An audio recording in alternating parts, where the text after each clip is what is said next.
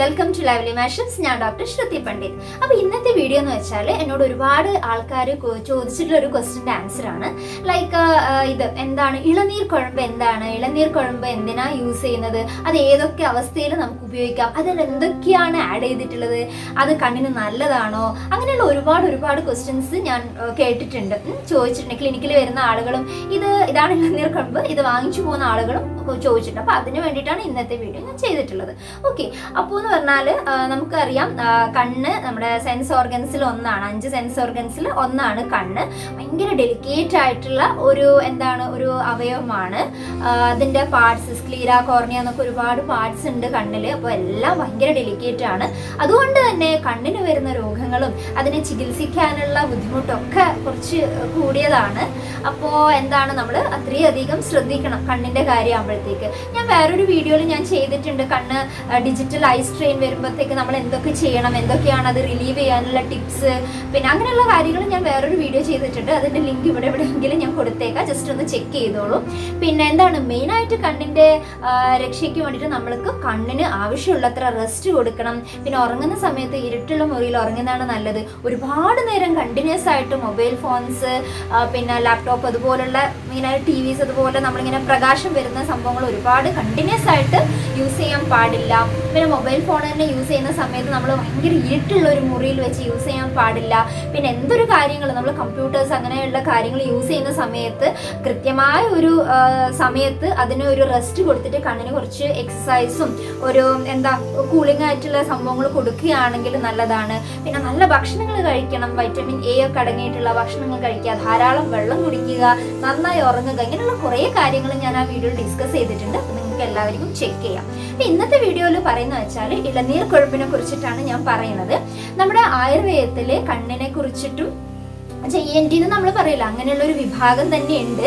ശാലാക്യ തന്ത്രം എന്നാണ് അതിൻ്റെ പേര്.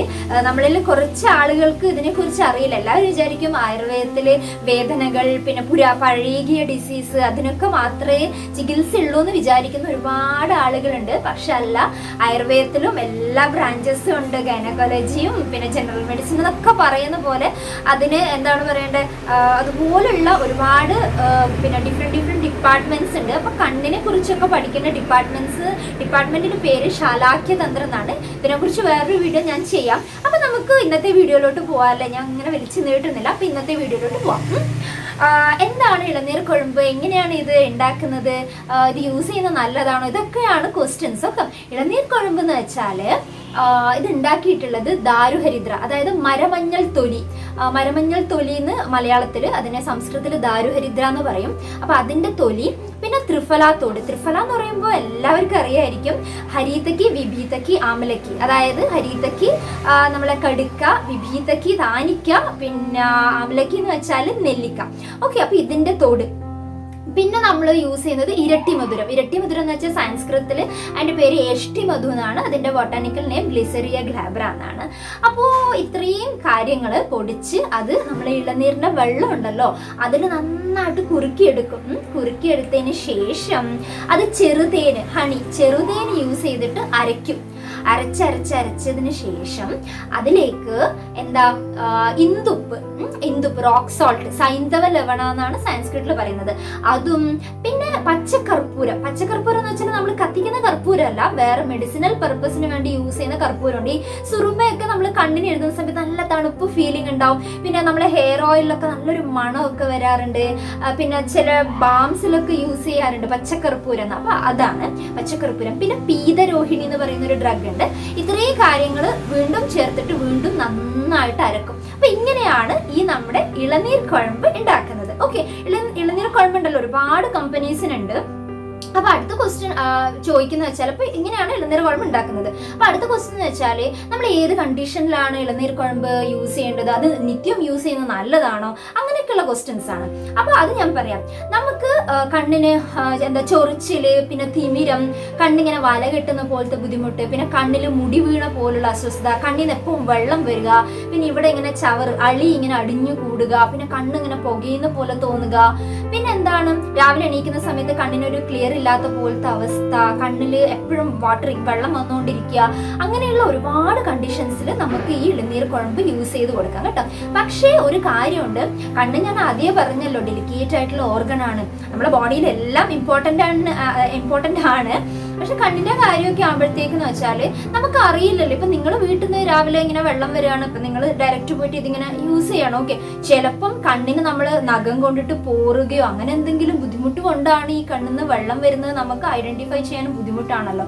അതുകൊണ്ട് എന്തെങ്കിലും ഒരു പ്രശ്നം അമിതമായി മീൻസ് നിങ്ങൾക്ക് ഒരു അങ്ങനെ തോന്നുകയാണെങ്കിൽ എന്താണെന്ന് അറിയാൻ വേണ്ടിയിട്ട് നിങ്ങൾ എന്തായാലും ഒരു കണ്ണിൻ്റെ ഡോക്ടറെയോ അല്ലെങ്കിൽ ഒരു ജനറൽ ഫിസിഷ്യനോ കാണിച്ച്, വേറെ ബുദ്ധിമുട്ടുകളൊന്നും അല്ല, ഇതിനെ ഇളനീർ കുഴമ്പ് നമുക്ക് യൂസ് ചെയ്യാം എന്നുള്ള ഒരു ഉറപ്പുണ്ടെങ്കിൽ മാത്രമേ ഉപയോഗിക്കാൻ പാടുള്ളൂ. വെറുതെ നമ്മൾ എല്ലാ പ്രശ്നത്തിനും പോയിട്ട് ഇങ്ങനെ നമ്മൾ സ്വയം ചികിത്സ ചെയ്യാൻ പാടില്ല, അത് ഗുണത്തെക്കാളേറെ ദോഷം ചെയ്യുന്നതാണ്.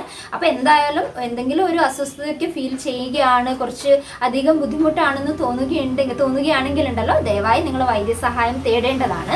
അല്ലാത്ത കണ്ടീഷൻസിൽ നമുക്ക് ഈ ഞാൻ നേരത്തെ പറഞ്ഞില്ല ആ പ്രശ്നങ്ങൾക്കൊക്കെ നമുക്ക് ഇത് യൂസ് ചെയ്യാം. അപ്പൊ ഇതെങ്ങനെ എന്ന് വെച്ചാൽ ഒരു ബുദ്ധിമുട്ട് കൊണ്ട് നമ്മൾ യൂസ് ചെയ്യുന്ന സമയത്ത് ഷലാഖ എന്ന് പറയുന്ന ഒരു ഇൻസ്ട്രുമെന്റ് ഉണ്ട്, നമ്മൾ സുറുമയൊക്കെ എഴുതാൻ വേണ്ടി യൂസ് ചെയ്യുന്ന പോലത്തെ ഇൻസ്ട്രുമെന്റ്. അപ്പൊ അത് വെച്ചിട്ട് നമുക്ക് എഴുതാം. അപ്പോൾ ഇത് ഇങ്ങനെ ഇതിന് നോസിൽ ഉണ്ടാവല്ലേ, അപ്പൊ ഇത് അതിലേക്ക് ഡ്രോപ്പ് ചെയ്തിട്ട് ഫസ്റ്റ് ഇൻഫെക്റ്റഡ് ആയിട്ടുള്ള കണ്ണിന് യൂസ് ചെയ്യുക, പിന്നെ ആ ഷലാഖ വീണ്ടും കഴുകി സ്റ്റെറിലൈസ് ചെയ്ത ശേഷം മറ്റേ കണ്ണിന് ഉപയോഗിക്കുക. ഇപ്പൊ ഇതിന്റെ നോസിൽ ഡയറക്റ്റ് യൂസ് ചെയ്യുന്ന ആളാണെങ്കിൽ നമ്മളിങ്ങനെ കിടന്നിട്ട് ഇതിന് നന്നായിട്ടൊരു ഹോൾസ് ഉണ്ടാക്കുക. അതിനുശേഷം കുറച്ച് ഇതിന് കണ്ണിലേക്ക് ഡയറക്റ്റ് തൊടിയിക്കാതെ കുറച്ച് മുകളിൽ നിന്നും ഡ്രോപ്സ് ആയിട്ട് നമ്മുടെ ഈ ഭാഗത്ത് ഈ സന്ധിയിൽ ഈ ജോയിന്റിൽ നമുക്ക് അപ്ലൈ ചെയ്ത് കൊടുക്കാം. പിന്നെ എന്ന് വെച്ചാല് എന്താണ്, ഇപ്പൊ നമ്മൾ അത് അങ്ങനെയുള്ള ബുദ്ധിമുട്ട് കൊണ്ട് നമ്മൾ ചെയ്യുന്ന സമയത്താണെങ്കിൽ നമുക്ക് ഡെയിലി 1-2 നേരം ഇത് നമുക്ക് ചെയ്തു കൊടുക്കാം. ഒന്നെങ്കിൽ രാവിലെ ഇല്ലെങ്കിൽ വൈകുന്നേരം ഏതെങ്കിലും ഇല്ലെങ്കിൽ 2 നേരം ഉപയോഗിക്കാം ഇത്.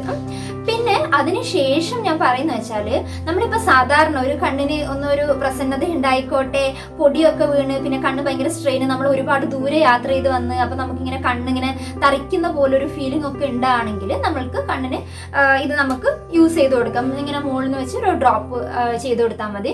പിന്നെ വെറുതെ ഒരു കണ്ണിന് ഒരു തർപ്പണം ആയിക്കോട്ടെ എന്ന് വിചാരിച്ച് ചെയ്യുന്ന ആളുകളാണെങ്കിൽ വീക്ക്ലി വൺസ് യൂസ് ചെയ്താൽ മതിയാവും. ആഴ്ചയിൽ 1 തവണ ഇത് നമുക്ക് ഉപയോഗിക്കാം. പിന്നെ ഇത് ഉപയോഗിക്കുന്നതിന് ശേഷം ഉണ്ടല്ലോ നമുക്ക് കണ്ണിന്ന് ഒരുപാട് വെള്ളം വരും, കണ്ണിങ്ങനെ ക്ലിയർ ആകും, നമുക്കിങ്ങനെ നല്ലൊരു എരിച്ചിലുണ്ടാവും. അതിനുശേഷം കണ്ണിന്ന് ഒരുപാട് വെള്ളം വരും കേട്ടോ. അത് കഴിഞ്ഞതിന് ശേഷം സാധാരണ ആളുകൾ നമ്മൾ എഴുന്നേറ്റ് അതിങ്ങനെ തുടച്ചിട്ട് അങ്ങനെ പോകും. പക്ഷെ അങ്ങനെയല്ല, നമ്മൾ ഏതൊരു സമയത്തും കണ്ണിന് മെഡിസിൻസ് ഒക്കെ അപ്ലൈ ചെയ്ത് കഴിയുകയാണെങ്കിൽ, പ്രത്യേകിച്ച് ഇളനീർ കുഴമ്പൊക്കെ അപ്ലൈ ചെയ്തതിന് ശേഷം നമ്മൾ കണ്ണ് നന്നായിട്ട് വാഷ് ചെയ്യണം. ശുദ്ധമായ ജലത്തിൽ കണ്ണ് നന്നായിട്ട് വാഷ് ചെയ്യണം. ഒന്നെങ്കിൽ വെള്ളം കൊണ്ട് അല്ലെങ്കിൽ പനിനീര് മിക്സ് ചെയ്തിട്ടുള്ള വെള്ളം കൊണ്ട് നമ്മൾ എന്തായാലും കണ്ണ് വാഷ് ചെയ്യണം. കണ്ണ് വാഷ് ചെയ്യാൻ വേണ്ടിയിട്ട് ഒരു ഇൻസ്ട്രുമെന്റ് തന്നെയുണ്ട്. ഇൻസ്ട്രുമെന്റ് ഒരു ഡിവൈസ്, ഒരു കുഞ്ഞ് വെച്ചാൽ നമ്മുടെ വൈൻ ഗ്ലാസ് ഒക്കെ ഇല്ല, അതുപോലത്തെ ഒരു കുഞ്ഞുണ്ട്. എൻ്റെ അടുത്ത് ഇല്ല, അതുകൊണ്ട് കാണിക്കാൻ പറ്റാത്തത്. പിന്നെ അങ്ങനെയുള്ള ഒരു കണ്ണിന്റെ ആകൃതിയിൽ തന്നെ വരുന്ന ഒരു കുഞ്ഞു കപ്പ് ഉണ്ട്. അപ്പൊ അതിൽ സാധാരണ നമ്മൾ ഹോസ്പിറ്റലിലൊക്കെ അങ്ങനെയാണ് ചെയ്യാറ്. അതിൽ വെള്ളം പിന്നെ പനിനീരൊക്കെ ആഡ് ചെയ്തതിന് ശേഷം ഇല്ലെങ്കിൽ ത്രിഫല കഷായം അങ്ങനെ അത് വെച്ചാൽ കണ്ണിന് കുറച്ചും കൂടി ആന്റി മൈക്രോബിയൽ പ്രോപ്പർട്ടീസ് ഒക്കെ ഉണ്ടല്ലോ. അപ്പൊ അതിങ്ങനെ വെച്ചിട്ട് അതിലേക്ക് ഇങ്ങനെ വെച്ചിട്ട് കണ്ണിങ്ങനെ തുറന്ന് പിടിക്കാൻ പറയും.